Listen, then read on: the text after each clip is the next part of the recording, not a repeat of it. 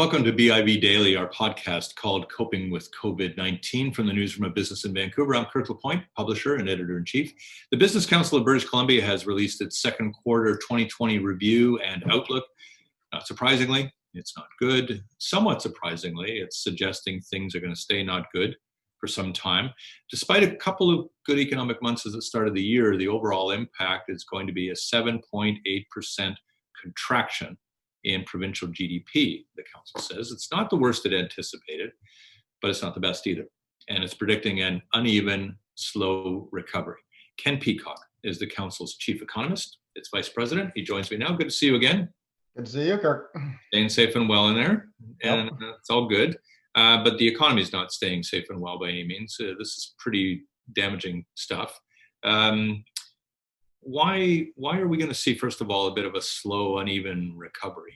Why not the bounce back? Yeah, lots of factors there.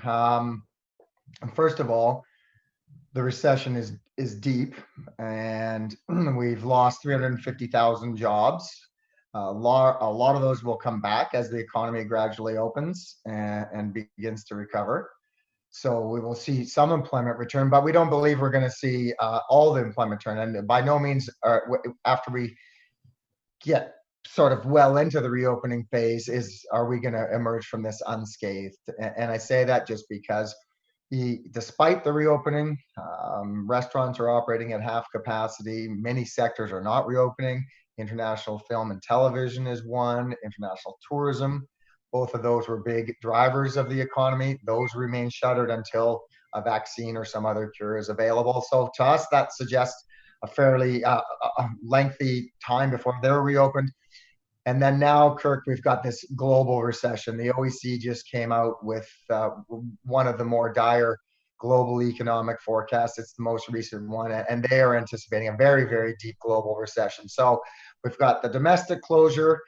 As we struggle to come out of that, and reopen, we're going to be hammered. BC is going to be hammered by this steep downturn in the global economy. We add that all up, and we just think it's going to be a spotty, uneven, protracted recovery. And we can get into some more details in a moment. Yeah. Let's get into some of the details. But I want to go back. Look, I was thinking today, this is less than 100 days, Ken, really. It feels like a lot more than 100 days. Yeah, it feels like a lot longer, but it's less than 100 days. And we didn't shut down everything that everybody else did. We actually kept a fair amount open.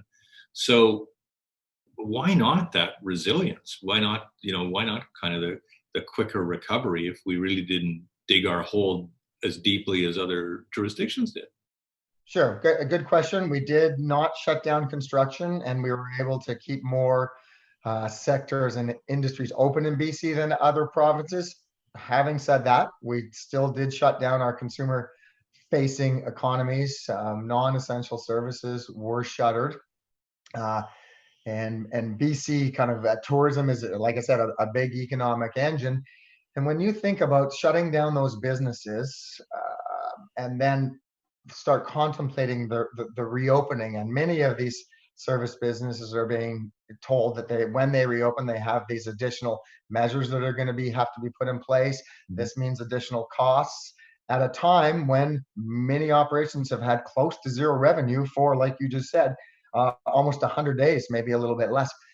That's a tough circumstance to get out of. They're going to have to be looking at rehiring employees.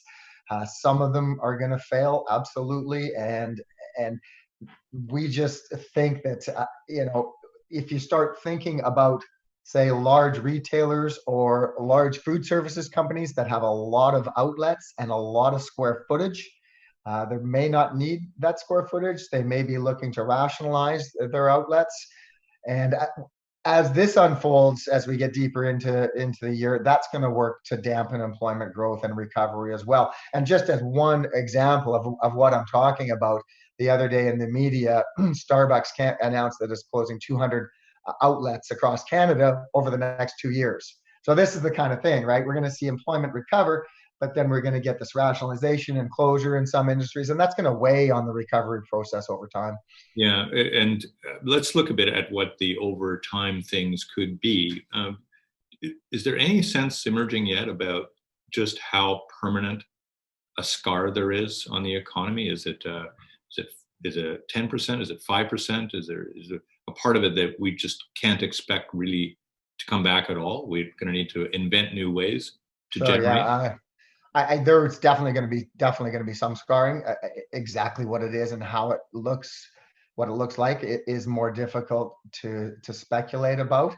But if you think about some of the trends that were in place prior to the pandemic and how they've been accelerated, I think we're going to see more remote working. It's not, everybody's not going to continue to do it in the way that we have in the shutdown, but some of it will stick.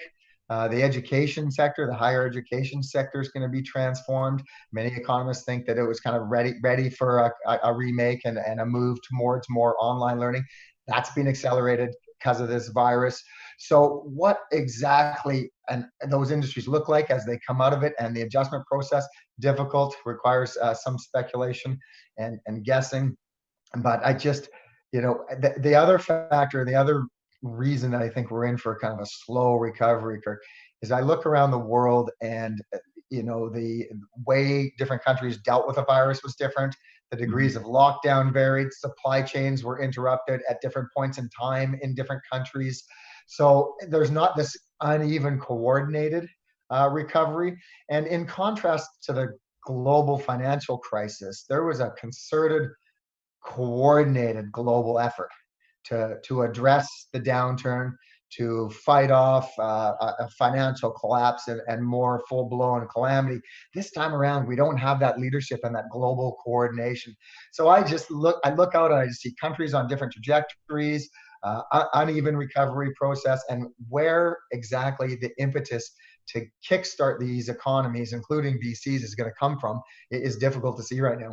Yeah, let's keep going on this thread, though, as depressing as it is. Our two largest trading partners each have their own problems with the coronavirus. Each, though, represents a significant part of the supply chain, bringing products into British Columbia and accepting some products from British Columbia. Yeah.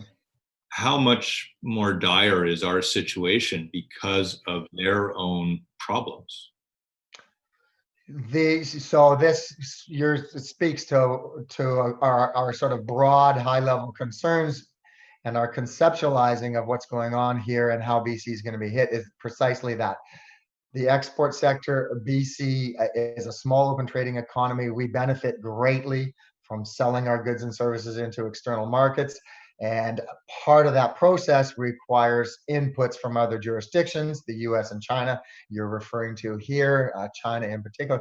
And when those are interrupted, you can't continue your manufacturing process. We don't have automobile manufacturing here in British Columbia, but I've heard some people make comments like, okay, sure, we're going to start manufacturing cars again, but where are we going to get the steering wheels? Because wherever the steering wheels come from has been shut down. So, you can just imagine the complexity of trying to get all these parts back on track and on target in the production process with this virus shutting down economies around the world. Isn't this really a bit of a tremendous payback for, in a lot of ways, our desire to find the most affordable global producers and exploit that to the greatest degree possible with these supply chains? And now what we realize is that a pandemic can just destroy them. Yeah, yeah. Payback I might cast it a little differently, but there's no doubt it has revealed some vulnerabilities in the supply chain and just how much we're integrated with other countries. And it's prompted a lot of companies and a lot of policymakers to pause and sort of rethink whether this is necessarily the best approach and circumstance we want to be in. I would just note, sorry? Yeah, we can't repatriate a lot of that, right? No, we can't. It would take you a decade to do that.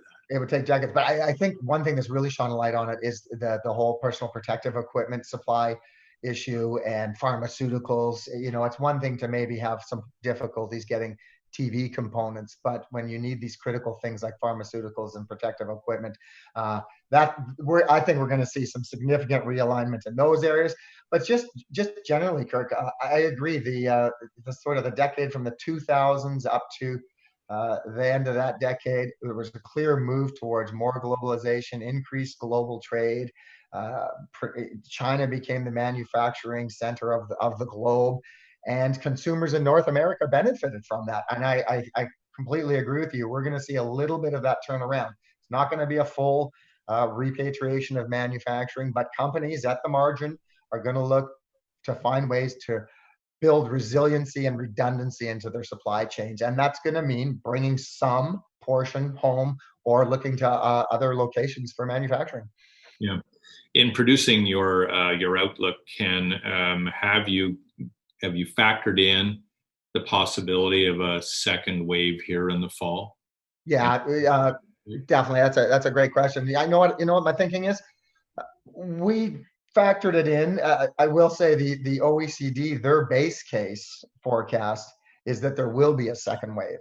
So most forecasts are like, this is our base forecast, and then if there's a second wave, it'll be worse. The OECD took the different approach. They said, we're assuming there will be a second wave. Their alternative scenario is no second wave, where it's actually a better outcome. So they're assuming it. I think we will have a second wave, but in our write-up on our publication, we indicated that, first of all, BC's done very, very well in managing this. And then in addition, if you think about a second wave coming, we now have equipment in place, testing capacity is available, the public is much more educated, systems are in place to try and track and trace. We're going to have an app. I think we're going to have tools to better control and monitor outbreaks. So I think the outcome will be different. I'm not saying there's not a risk of a more widespread. No, you're not Dr. Bonnie Henry. However, yes. Might that mean, though, because we've learned lots of lessons along the way here, and we have repatterned ourselves to some extent in all of this, might we see less of a shutdown with a wave that comes, knowing what our capacities are and our ability to secure all the protective equipment and so on? Might that mean that we're less inclined to go into this really anxious, panicky mode?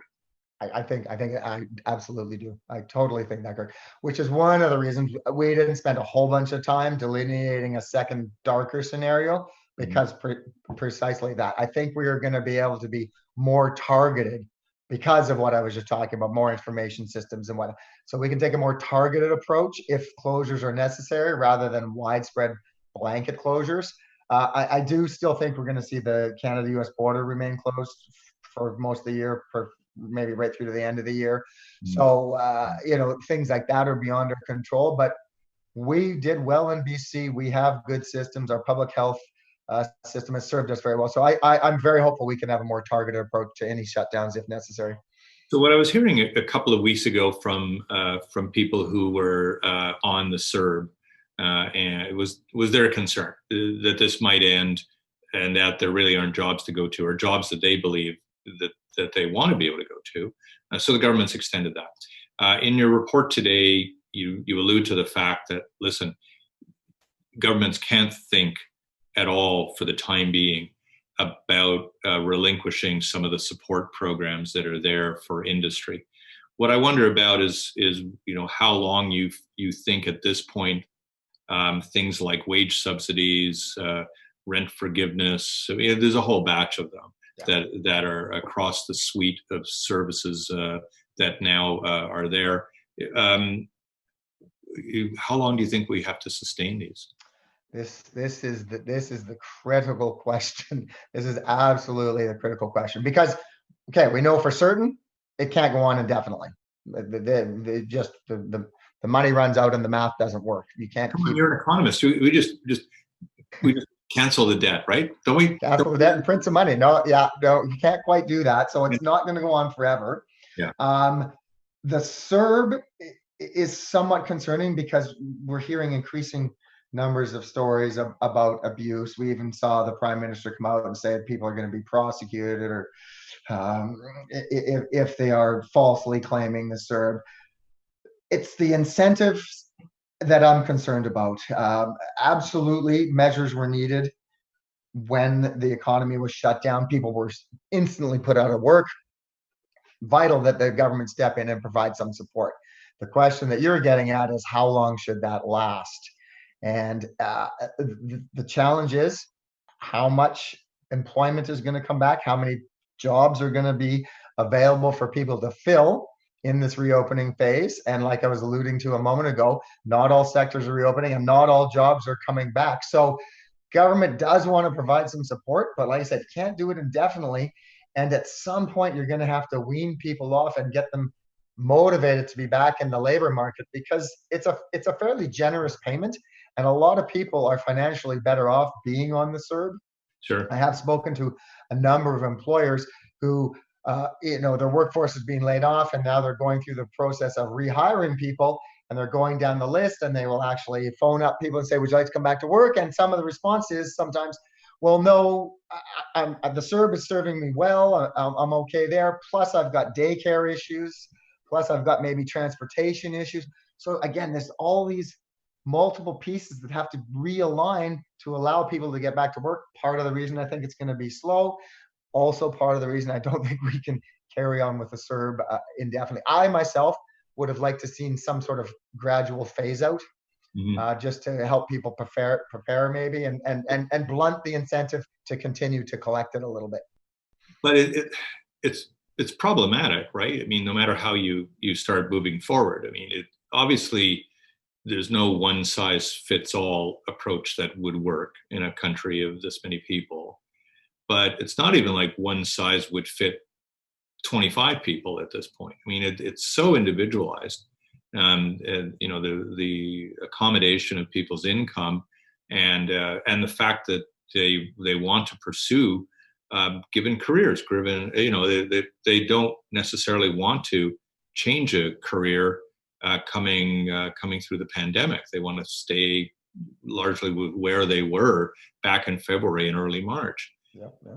How do you marshal something like this without it being so imprecise and sluggish that you defeat the whole purpose of incentivizing people? Right, and I think that the word it is not precise. It's a very blunt tool. It was blanketed. It was rolled out in great haste, which it needed to be because things were changing very rapidly, and I'm hearkening back to your comment at the outset. We're 100 days in. It seems like years, and we're only 100 days into this thing. So there's going to be challenges and problems with unrolling and unrolling these programs out. There's also going to be challenges and problems with reeling them back in and wrapping them up. There are other social safety nets in Canada. Don't know how effective they'll be.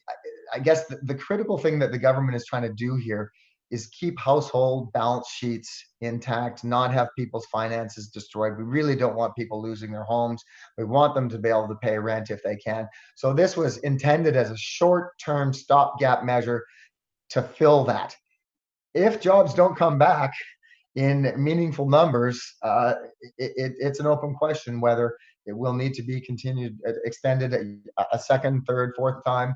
And exactly what it'll look like 6 months from now, it's very difficult to say, Kirk. Yeah, and from an employment or employer standpoint, obviously the wage subsidy is the large program there that is buttressing some of the cash flow issues that businesses have.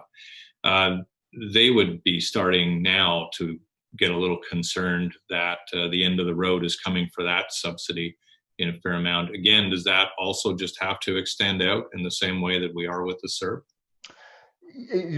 I think government will have to look at that. Absolutely.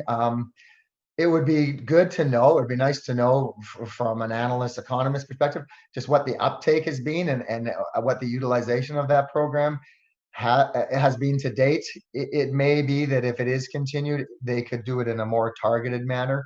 And I do know, it is my understanding that program was a little slower to get out and be delivered to businesses than the CERB. So I don't know if checks are actually even flowing for them at this point. No, I think that they earmarked something like $70 billion for the program, and it's only a little bit north of $10 billion that has been taken up so far, which suggests there's a lag because obviously a lot of businesses believe that they qualify for it. But again, if you're anticipating that the recovery is slow and uneven and is we are going to see a lot of pain here through the balance of the year, border closure still, Sure. that's the case, then does it behoove government to start sending signals awfully soon that that it's going to keep these programs in place for a time, or does that defeat the purpose of motivating employees and employers to get on with conducting business as usual? It does change the incentives and the decision-making processes. Absolutely. What governments are confronting, though, is there going to be enough demand, and is there going to be enough economic activity and job opportunities for people to actually switch off these programs? So it's gonna be a very, very delicate walk here, trying to roll back these programs at the same time as trying to evaluate whether the economy is moving on to a more solid footing, whether job growth is picking up, and whether the global economy is recovering so that our export sectors can start expanding, create jobs, provide spin-off benefits and whatnot. So how that's going to be determined is going to be very, very difficult and challenging. Yeah, last question. Because again, you're portraying not a terrible 2021. Certainly by 2020 standards, it'll be actually a pretty good 2021. But have you given any consideration yet to how we're going to pay for all of this? The pay, it's interesting. I think policymakers, government, the public is in such shock right now. No one is really talking about it or paying much attention to it. It's just, and that's fair because we got to basically stop a flood and a complete calamity. So that's fair. Attention has not been turned to that issue right now, but the bills are mounting. Governments are taking on more debt. Absolutely. Deficits are going to be huge. We can in Canada afford to take on some more debt and manage that debt load, but it cannot continue to go up year in, year out. I think we can take a number, we're going to see deficits for a few, if not several years. But we cannot run deficits for the next 15 years and just hope that it miraculously solves itself. On the deficit issue, the most important thing to consider is economic growth. As long as the economy grows quicker than the debt load we take on, then proportionally the debt burden is falling. So really, policymakers should, in large part, be turning their attention to how are we going to get this economy going and what are we going to do to kickstart it. To me, that involves not adding additional costs onto businesses, not adding additional burdens, regulatory burdens, and other things, allowing them and providing a good environment for investment. Because at the end of the day, if businesses don't invest, they're not going to expand and they're not going to rehire people. And that's really what we need. Okay, well then I'll put in one more question before I let you go, and that is, we hear a lot of people basically saying, well, now's the time also to really pivot our economy. And now's the time to go into the green economy. Now's the time to shed some of the traditional businesses and move on and on and on. Is that just too much of a maneuver to pull off right now? Yes, it's too much of a, yes. So we're in a huge hole, huge economic hole. We want to get out of this hole. What do we turn to? Do we turn to relatively small emerging sectors that don't have a large employment footprint? Or do we turn to industries that expanded robustly over the past decade, over the past 5 years, that are large, that are well established, that can grow and that we have expertise in and that we're globally competitive in? I think it's the latter. We need to sell goods and services, produce them, do what we're good at, and sell them into the global marketplace. And that's the road out. Having said that, it does not mean dismiss new emerging industries. I think it's a combination, Kirk. We're not going to fill a 350,000 drop in jobs by relying on green new initiatives and clean energy. And it's not a negative comment on the new industries. They're just not big enough. They're right. Just simply not big enough. It can't do it. It would take decades and decades and decades. So by all means, put money towards it. So how I think about it is we really need to create a policy environment that encourages businesses, enables businesses to first survive, and then encourages them to rehire as many employees as possible. We're not going to get them all back, so we also have to support and encourage new business formation, new industries, new sectors, which you're just referring to. So to my mind, it's absolutely a combination, but it would be a huge mistake for policymakers to do that big shift that you were just referring to and ignore the sort of traditional and work engines and export engines of the economy. And when I say traditional, I have a broader interpretation. Most people think of that as forestry, mining, natural gas, maybe agricultural products and fishing.